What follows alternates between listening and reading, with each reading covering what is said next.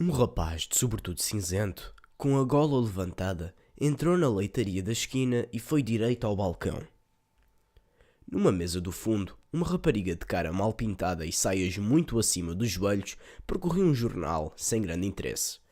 Levantou os olhos para ele, mas logo os voltou para o jornal. "Boa tarde", disse o rapaz ao chegar ao balcão. "Dê-me um copo de leite e um bolo de arroz." Enquanto o homem se curvou para falar pelo guichê lá para dentro, o rapaz considerou os bolos alinhados sob o tampo de vidro. Pareciam frescos, mas eram capazes de custar mais de 5 tostões. "Desculpe", disse ao homem, quando este pôs o copo no balcão e lhe estendeu o bolo. "Afinal só quero o leite." O homem voltou a colocar o bolo ao lado dos outros e observou-o com olhos divertidos. Era calvo, gordo, baixote e tinha um bigode curto, cortado rente. Uma nódoa na banda direita do casaco. O rapaz levou o copo à boca e sentiu o calor do leite a trepar-lhe pela cara. Era agradável. Era bom. Não queria beber o leite de um trago. Nem era preciso. Tinha um quarto de hora à sua frente. Pegou no copo e foi sentar-se a uma mesa em frente da rapariga. Era raro sentar-se, mas, quando se lembrava disso, sempre se dizia que devia tê-lo feito há mais tempo. Poupar as forças. Resistir. Bem sabia que não podia, como toda a gente, olhar apenas para fora. Tudo lhe fazia mal. Tudo podia fazer-lhe mal. A rapariga encontrara finalmente qualquer coisa interessante. Ele conhecia o jornal de cor. Talvez fosse o crime que vinha na segunda página, ou alguns dos anúncios de leilões de penhores da última. Viu-a levantar a saia ainda mais e coçar a coxa furiosamente por ali acima sem interromper a leitura. Depois puxar as saias para baixo, tapar os joelhos, que eram bonitos e lhe fizeram pensar. Foi pena. Devia fazer render o leite, bebê-lo devagar, a pequeninos golos, fingindo que não dava atenção nenhuma aos olhinhos do homem do balcão nem à rapariga. Tinha um quarto de hora à sua frente e podia estar ali sentado sem pagar mais por isso. Ele próprio trouxera o copo, não devia gorjeta. Passava muita gente na rua. Era um bairro popular. Em frente da porta da leitaria, um velhote, de sobretudo remendado e com um chapéu já sem cor definida enterrado até aos olhos, vendia castanhas. As pessoas paravam em volta do cesto e do assador tisnado. Recebiam os cartuchos de papel, pagavam, seguiam pela rua fora. Havia também uns garotos que furavam discretamente e se aproximavam do cesto na esperança de poderem apanhar o velho distraído, de que alguma castanha lhe caísse das mãos e ficasse esquecida no chão. Um quarto de hora passa depressa para quem está habituado a esperar. O rapaz do sobretudo cinzento bebeu o leite que restava, levou o copo ao balcão, perguntou quanto era. Tirou 2 moedas da algibeira do colete, recebeu o troco, guardou-o cuidadosamente. Depois abotoou o casaco, o sobretudo, não fosse ainda por cima constipar-se, e saiu. A rapariga nem levantou os olhos do jornal, naturalmente. Dobrou a esquina, entrou no beco estreito, ruído de portas e janelas mais ou menos tortas, e viu logo, lá no fundo, a tabuleta do colégio. Ainda não eram 2 horas. Vinha cedo demais. Estava ainda a tempo de voltar para trás, desistir ou adiar. Adiar o que tanto desejava. Adiar um possível embate, uma nova recusa. O mundo que se erguia entre ele e esse homem da sua idade, um antigo colega, que, do outro lado do portão, lhe poderia resolver um ano de vida, avolumava-se. Fazia-o hesitar, arrepender-se. Antipatia? Indiferença? Talvez apenas o medo de ir encontrar uma pessoa diferente da que conhecera. Tinham-se passado anos. Muita coisa acontecera nesses anos. E se também ele tivesse feito certas coisas? Se não devesse estender-lhe a mão? Era o diretor de um grande colégio. Como teria chegado até ali? E depois? Tinha acaso outra saída? Pelas portas e janelas do beco, viam-se interiores mais que modestos, com mesas de comer encostadas a camas de ferro, cortinas puídas, fogareiros de petróleo.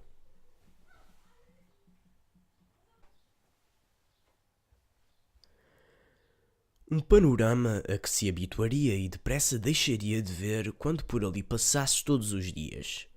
Um panorama em que ninguém repara quando passa nas ruas, a caminho das suas obrigações, sem tempo para pensar nos outros. Pela segunda vez, o rapaz do sobretudo cinzento tossiu e parou. A tosse tinha-lhe voltado há 2 dias. Uma tosse enervante, imperiosa. Mas porque havia de ser a tosse e não uma tosse qualquer? A tosse de que toda a gente tem, provocada, por exemplo, pelo abuso do tabaco. Não era nessa, contudo, que pensava. Era na outra. Cada vez que sentia aquela vaga comichão a formar-se na garganta, a insistir, ele a tentar não dar por isso e ela a aumentar, até o obrigar a render-se, a entregar-se, a tossir abertamente. Parava, alarmado. Não sabia tossir sem pensar nisso, como toda a gente. Parava à espera, olhava à volta, enervava-se e, quanto mais se enervava, mais vontade sentia de tossir, mais tossia. Era preciso evitar aquilo enquanto falasse ao homem ou mesmo enquanto esperasse em algum corredor escuro, como deviam ser todos os corredores do edifício do fundo de um beco. Quem é que não tossia? Mas ele não tinha o direito de tossir, porque eles sabiam. Ninguém tomaria a sua tosse por uma bronquite vulgar. Era preciso afirmar uma convicção. Era preciso mentir. Não tinha remorsos. Fazia o que podia fazer, o que outro qualquer faria no seu lugar. Fazia de conta que não tinha remorsos. Uma voz conhecida não lhe saía dos ouvidos. Milhões, bilhões de bacilos andam em toda a parte, à solta, sem que ninguém lhes barre o caminho. No pau de fósforo em que seguras para acender o cigarro, no bilhete que te estendem no elétrico, na chávena que te trazem no café com um aspecto irrepreensível, em qualquer móvel da tua própria casa, nas tuas mãos. É bonito evitares contagiar os outros à custa da tua própria vida, mas quem se interessará por ti? Quem beneficiará do teu sacrifício? Quando o outro lhe perguntasse pela saúde, deveria dizer, boa. Quando o outro lhe perguntasse, inteiramente curado? Deveria responder, inteiramente. Qualquer ameaço de tosse estragaria tudo. Inventava complicações. Isso é que era. Deixava-se dominar. Quem lhe dizia que ia sequer ver o homem? O combinado era pedir a carta ao porteiro. Na carta estaria o horário ou a recusa. Dentro de minutos ficaria tudo resolvido. A esta hora já o estava. Para bem ou para mal, mas resolvido.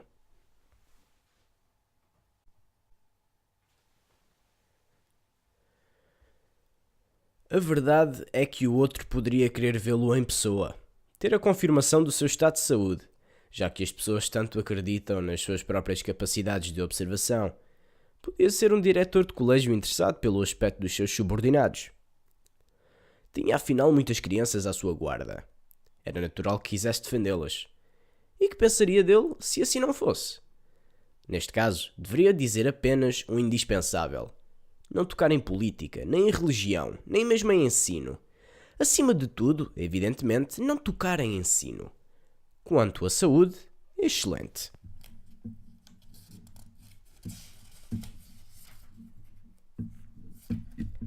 Não havia campainha. Era um portão de ferro, muito alto, pesado, com a tinta gasta pelos anos e pelas manchas de ferrugem. Nenhum letreiro. Proibida a entrada a pessoas estranhas ao serviço? Nada disso.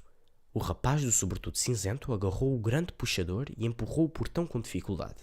Mas, mal conseguiu entreabri-lo, deu com um mundo inesperado de claridade e alarido. Ali acabava de chofre o beco escuro e triste.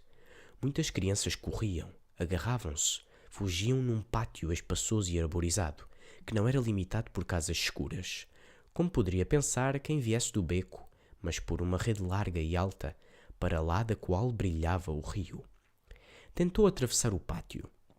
Uma criança veio esbarrar com ele, e ele pousou as mãos de fugida na cabeça da criança para protegê-la, sentindo nos dedos a longínqua felicidade de um mudo perdido. Um prazer que esquecera desde que passara a evitar os outros, sobretudo as crianças. Mas foi um momento só. As crianças corriam atrás da petisa, gritavam "Manuela! Manuela!" e acabaram por apanhá-la, com grande gritaria, afogueadas a um canto do pátio.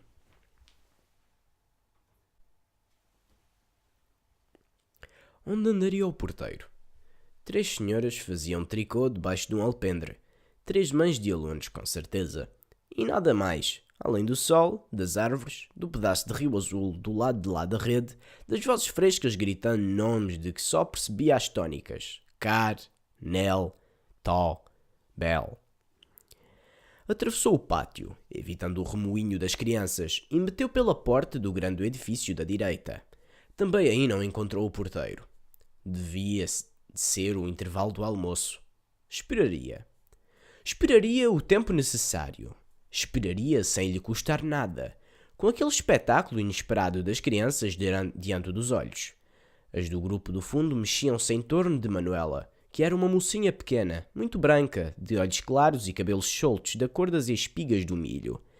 Talvez uma futura aluna. Esperta? Aplicada? E as outras? Viriam a ser suas alunas? Gostaria de ter um primeiro ano. Talvez fosse possível descobrir gente, criar pessoas. Pessoas e não carrascos. E não carrascos. Ou espias dóceis dos carrascos.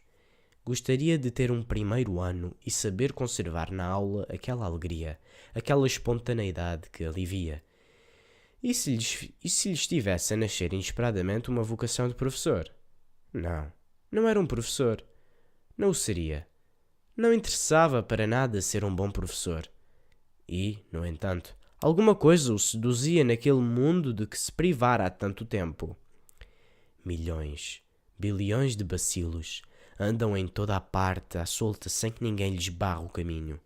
No pau de fósforo em que seguro para acender o cigarro, no bilhete que me estendem no elétrico, na chávena que me trazem no café com um aspecto irrepreensível, em qualquer móvel da minha própria casa, nas minhas mãos. E começava a sentir de novo a impressão na garganta. Acenderam um cigarro, atirou-o fora e pôs-se à espera. Haveria alguém que reparasse? Não havia ninguém. Podia tossir à vontade. A tosse, porém, não veio. Era ele que a inventava, que criava complicações. E por que não seria realmente uma tosse provocada pelo tabaco em vez da tosse? A vida regrada que as aulas lhe iam impor curá-lo-ia definitivamente.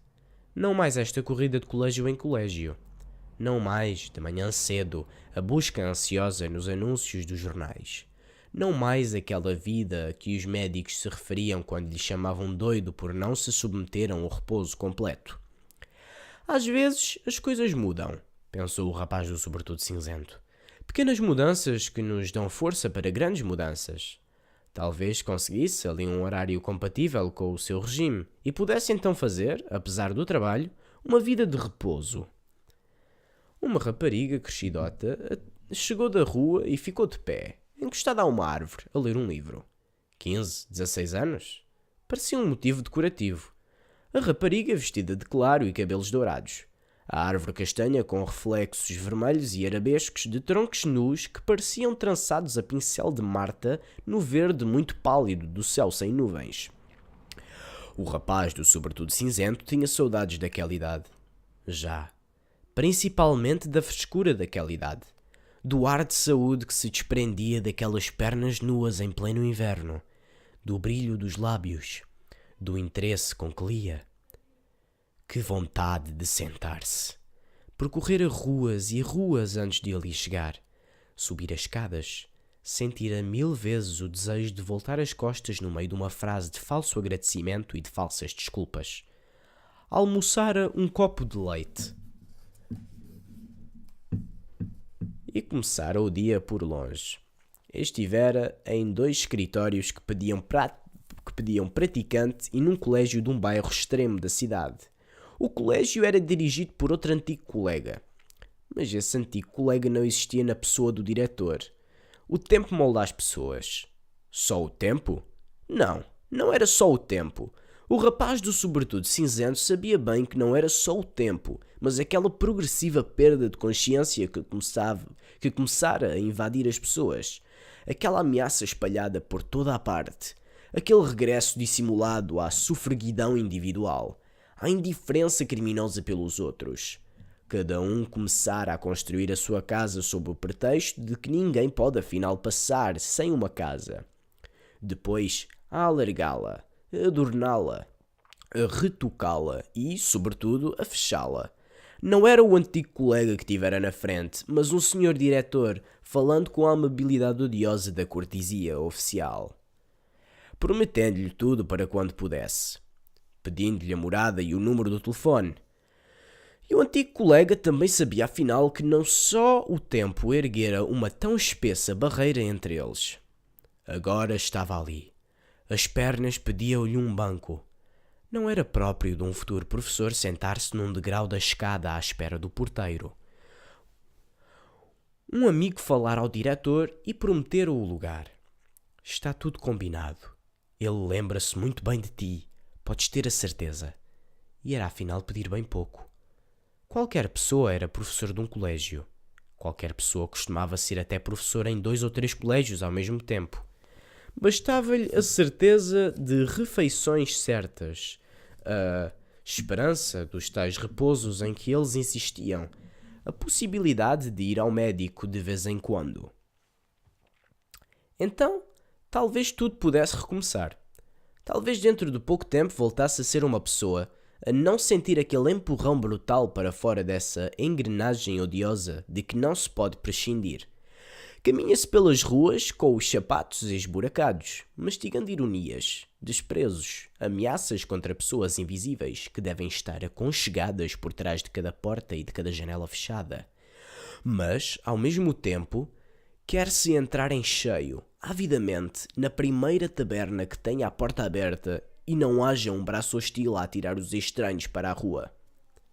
«Deseja alguma coisa?» disse alguém atrás dele. «É o porteiro?»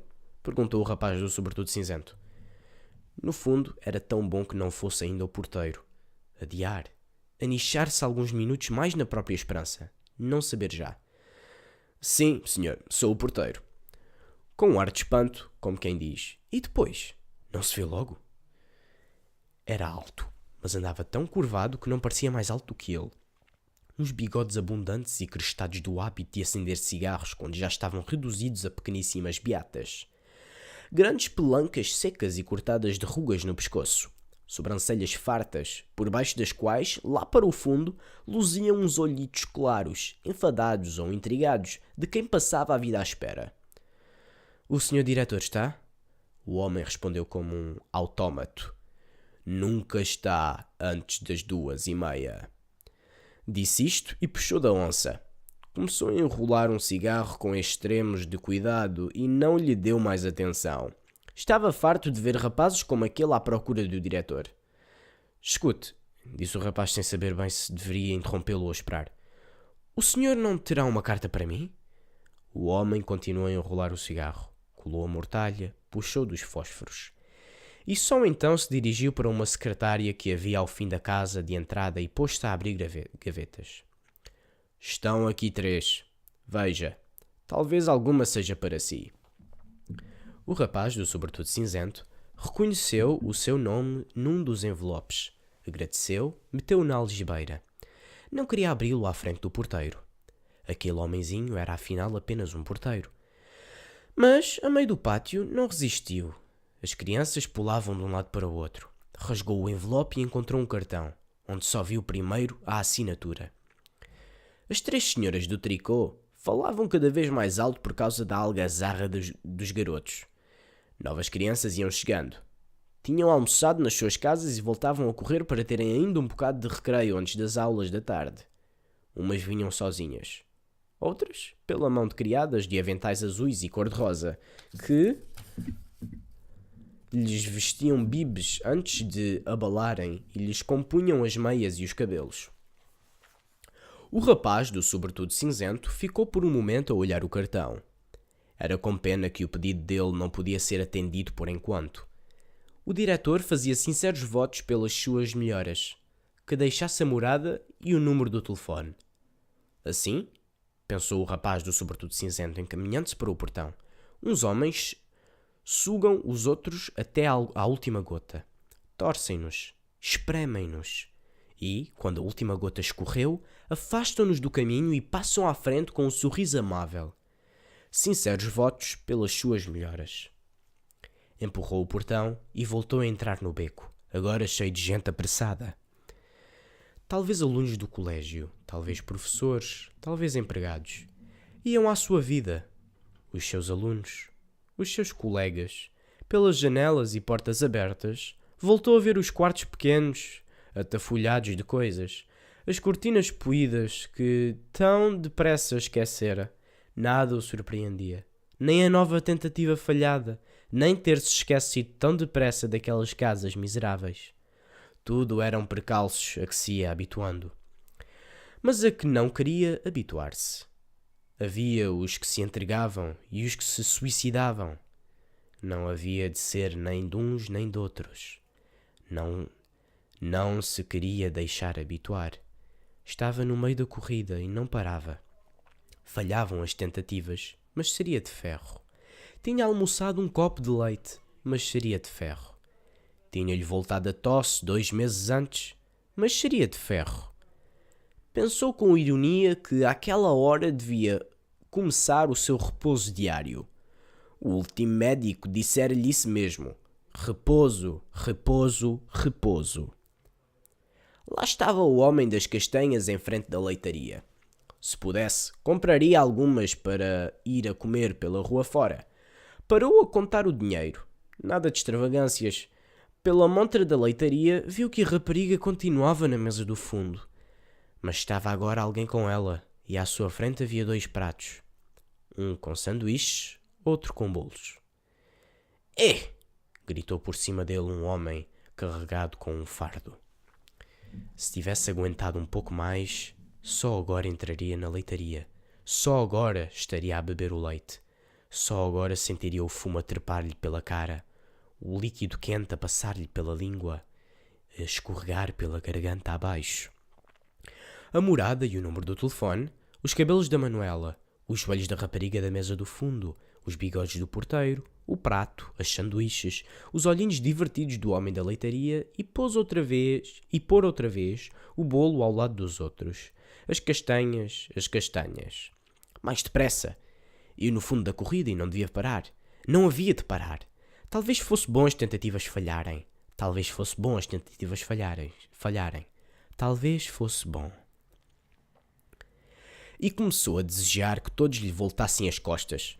Que todas as portas se lhe fechassem. Que todos o ferissem, o expulsassem, o odiassem. Alguma coisa nascia nele enquanto corria. Alguma coisa crescia, o iluminava por dentro. O empurrava, depressa, cada vez mais depressa pelas ruas fora, de gola levantada, no meio de muitos outros homens de sobretudos cinzentos e golas levantadas.